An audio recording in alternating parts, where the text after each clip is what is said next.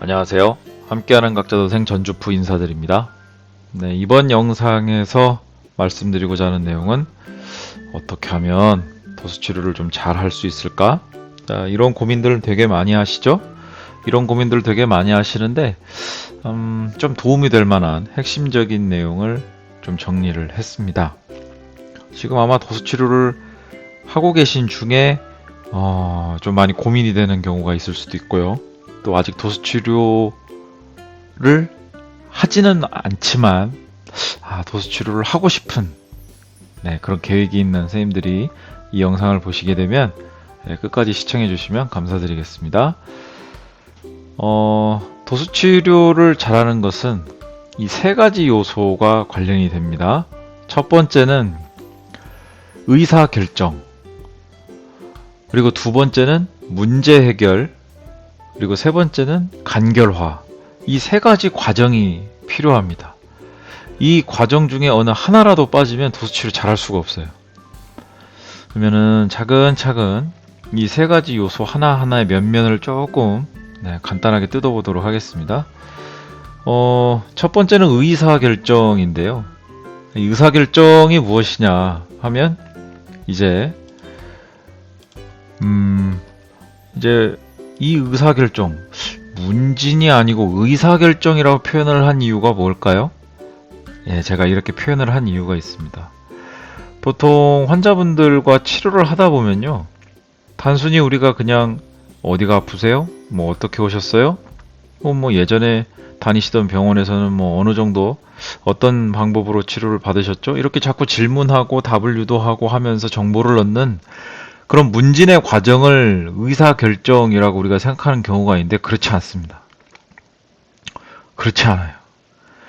이 핵심적인 거는 아마 쏙 빼놓고 2번에 해당하는 문제 해결에 대해서만 여러분들이 집중하기 때문에 도수치료가 제대로 실력이 늘지 않는 거예요.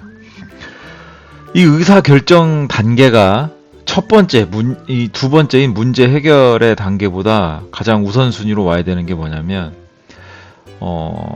문진보다 조금 더 한 차원 고차원적인 개념입니다. 이것은 먼저 환자가 나에게 배정이 돼서 오게 되면 이야기를 잘 들어야 돼요. 이야기를 잘 듣고 환자의 상태를 이해를 해야 되죠. 근데 단순히 우리가 이해를 한다 할 때 그 이해는요, 잠깐만요, 지우개로 조금 지우고 색을 조금 바꿔보겠습니다. 우리가 이해한다고 할 때 그 얘기는 허리가 아프시군요, 뭐 혹은 어깨가 아프시군요, 이러한 어떤 아픈 부위에 대한 이해를 말하는 게 아니에요. 이건 뭐냐면 지금 이 환자 상태, 감정 상태, 그리고 이 환자가 내 병원에 오게 된 이유, 그리고 이 환자가 나라는 치료사에게 바라는 점, 혹은 우리 병원에 바라는 점, 이러한 모든 것들이 포함된 환자의 감정 상태를 살피는 것이 포함됩니다. 단순히 뭐 어깨가 아프세요? 허리가 아프세요? 이제 그걸 가지고 이해를 했다고 하면 안 되죠. 그리고 내가 지금 환자가 원하는 바를 제대로 이해했는지 다시 한번 환자에게 그대로 들려드릴 필요가 있어요. 환자가 원하고자 하는 바를 내가 제대로 이해했는지 다시 한번 확인을 해야죠. 서로 확인을 해서 그 확인된 바가 일치하다면 이제 치료사는 제안을 합니다.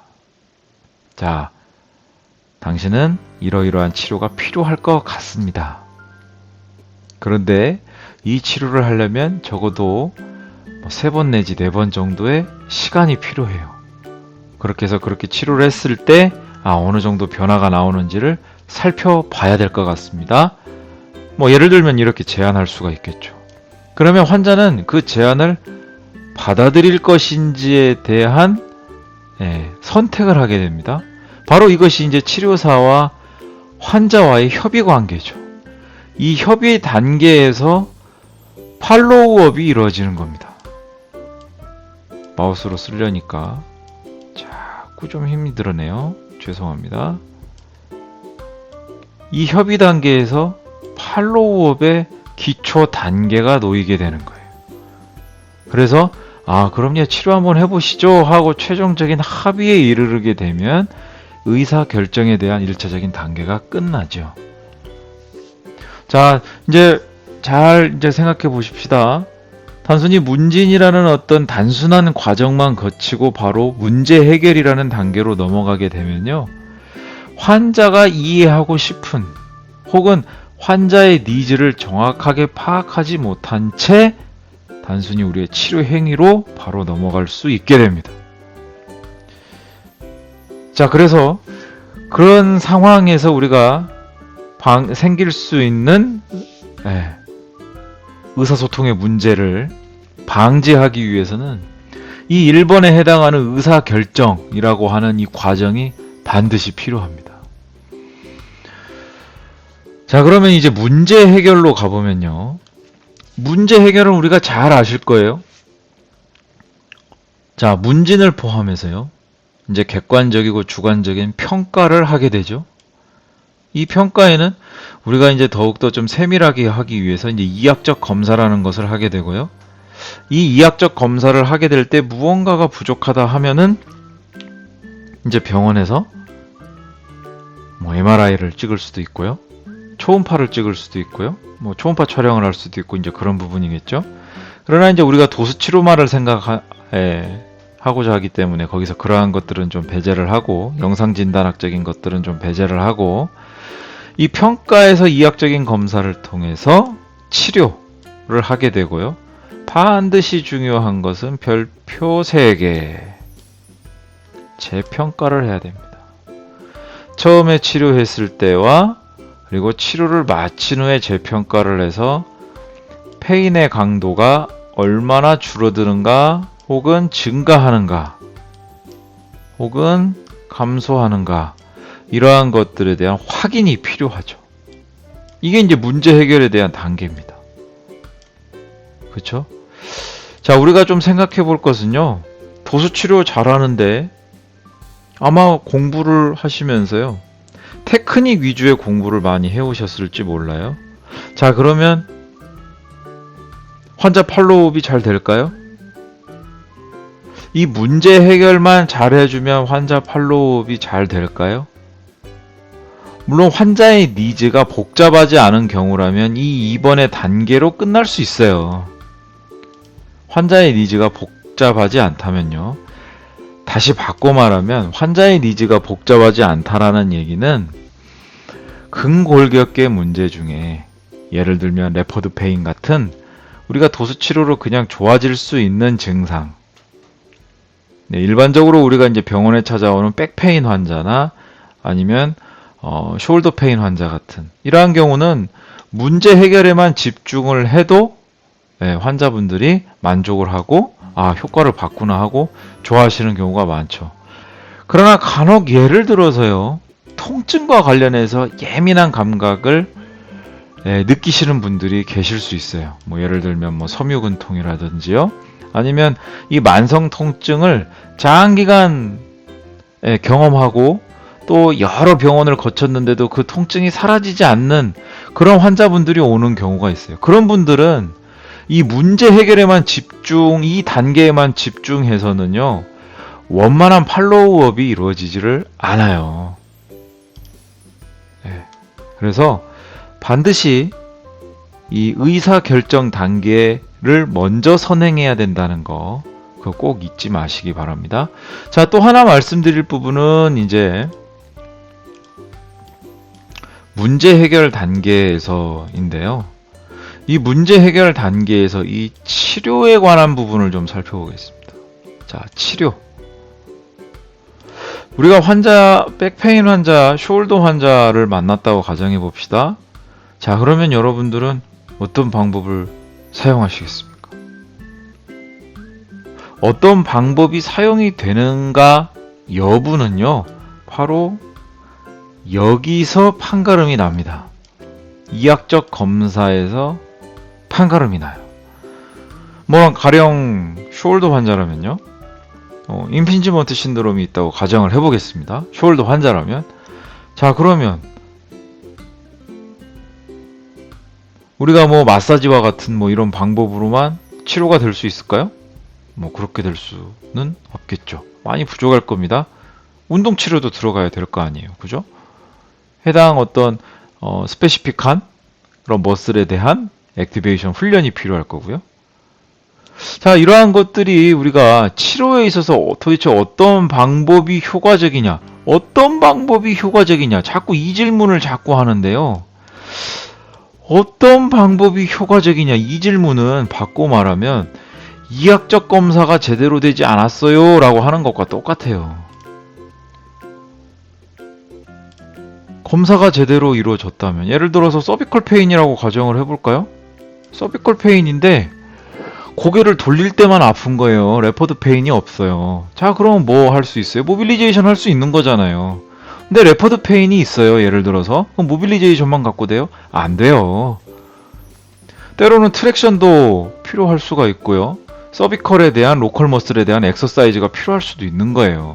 그러니까 이학적 검사가 제대로 이루어지지 않으니까 치료 방법에 대해서 이 방법론적인 것만 우리가 생각을 하고 도대체 어떤 방법이 효과적인 방법이지 하고 그것만 쫓게 되는 거예요.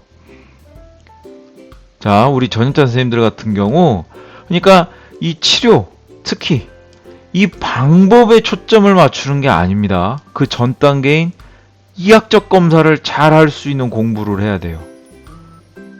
그러려면 결국에는 되짚어서 평가, 문진, 시진, 촉진, 이러한 것들에 대한 기본적인 훈련이 돼야 되는 거죠. 그러니까 이런 훈련이 이루어지지 않으면 이학적 검사가 정확할 수가 없고요. 정확하지 않는 이학적 검사의 데이터를 가지고 어떤 치료 방법을 선택해야지 하니까 고민이 되는 거예요. 분명해. 이거는 틀릴 수가 없어. 이학적 검사가 잘 됐는데 왜 치료 방법이 고민이 돼요? 아니거든요. 그러니까 여러분들 이 부분을 잘 염두에 두시면 좋아요. 어떤 방법이 뭐 좋다, 어떤 뭐 테크닉이 유용하다, 이러한 부분들은요 정말 그 극히 일부예요. 도수치료라는 영역에 있어서 극히 일부예요. 정말 이 말씀 드리고 싶어요. 저도 이런 질문 굉장히 많이 받거든요. 어떤 책을 봐야 돼요? 뭐 예를 들어서 뭐 이러이러한 증상을 가진 환자분이 있는데 참 어렵습니다. 이럴 때는 어떤 책을 봐야 됩니까? 뭐 이렇게 질문들을 많이 받으면 참 책 소개라는 게 그렇지만 책을 또 추천을 해드립니다. 그러면 추천을 해드리면은 뭐만 보냐면 테크닉 쪽만 봐요. 테크닉 쪽만. 이론적인 배경이나 어떤 백그라운드를 설명하는 내용은 그냥 대충 넘어가 버리고 그 치료하는 그 그림 나온 부분, 그런 부분을 집중해서 보거든요. 이 치료에만 집중하다 보면 그래서 부족함이 생긴다는 거 좀 말씀드리고 싶습니다. 이거 정말 중요해요. 자, 세 번째 단계는 뭐냐? 이 도수치료에서 첫 번째 단계, 의사결정 단계. 두 번째는 문제 해결. 자, 그러면 이게 간결화. 간결화는 뭐냐? 이 의사결정하고 문제 해결, 이 두 가지를요, 계속 반복하면서 효율성을 높이는 거예요.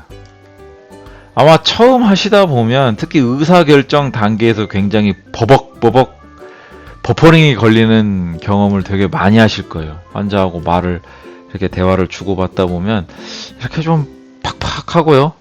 뭔가 이렇게 참 의사소통이 잘 안 되는 것 같고 그런 경험을 많이 할 텐데 이제 내 어떤 그 멘트나 어떤 대화를 이끌어가는 과정에서의 그 군더더기가 있는지 없는지 이런 것들을 면밀하게 잘 살펴볼 필요가 있어요.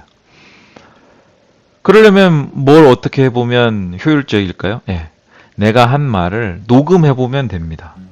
실제 환자와 하는 얘기를 녹취하는 것은 조금 프라이버시상 좀 결례일 수 있겠지만요. 내가 직접 환자를 상담한다고 시뮬레이션을 돌려놓고 한번 환자가 앞에 있다 가정해 놓고 실제로 한번 데모를 한번 해보세요. 녹음을 한번 해보란 얘기예요. 그러면 내 말에 군더더기가 상당히 많이 있는 거를 느끼게 돼요. 글을 잘 쓰려면 어떻게 해야 됩니까? 일단 연필을 잡고 노트에 글을 써봐야죠. 처음에 글 쓰면 되게 참 볼품없어요. 그런데 그 글을 고치고 또 한 번 고치고 또 한 번 고치고 계속 내가 쓴 문장을 고쳐나갈수록 세련된 문장이 되는 것처럼 내가 한번 먼저 녹음을 해보는 거예요. 그러면 아마 처음엔 정말 내가 들어도 참 형편없을 거예요. 그러면 그걸 한번 듣고 한번 고쳐서 다시 한번 녹음을 해보는 거예요. 그러면 처음보다 나아지거든요. 그러면 계속 이 과정을 반복하는 겁니다. 그러면 의사결정이 하는 데 있어서 내 말에 대한 스피치, 이 스피킹 능력이 향상이 되죠. 문제 해결도 마찬가지예요. 아까 말씀드렸던 것처럼 평가와 이학적 검사에 대한 효율성을 높이는 거예요. 계속 반복적으로 훈련함으로 인해서. 그래서 나와지는 데이터를 가지고 치료 방법을 선택해서 신속하게 문제를 해결하고 또 재평가해서 환자하고 그것을 가지고 또 얘기를 하는 거죠. 이러한 1번과 2번의 과정을 계속 반복하는 겁니다. 계속 반복하다 보면 간결해지죠. 군더더기들이 다 떨어져 나가기 때문에.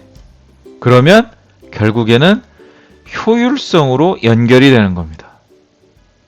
내 치료가 간결해지면서 효율성이 있으니까요.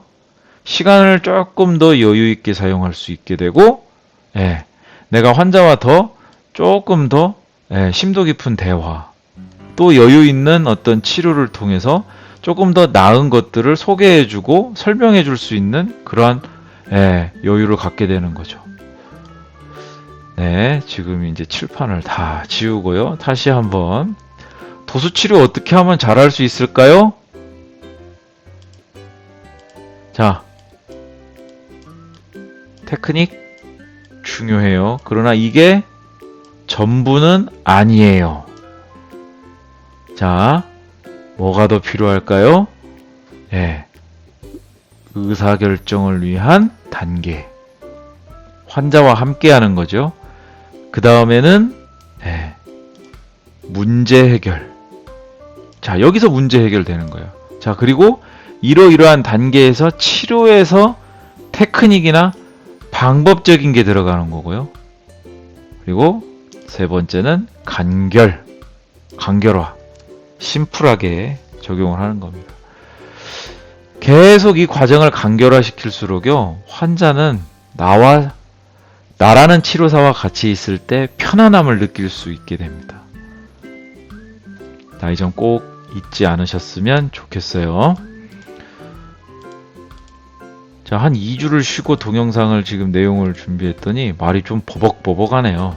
좀 이해를 해주시면 좋을 것 같습니다. 자, 이제 또 내일 이제 치료하시면서 여러 가지 고민들을 많이 또 하게 되는 상황에 직면하게 되는데요.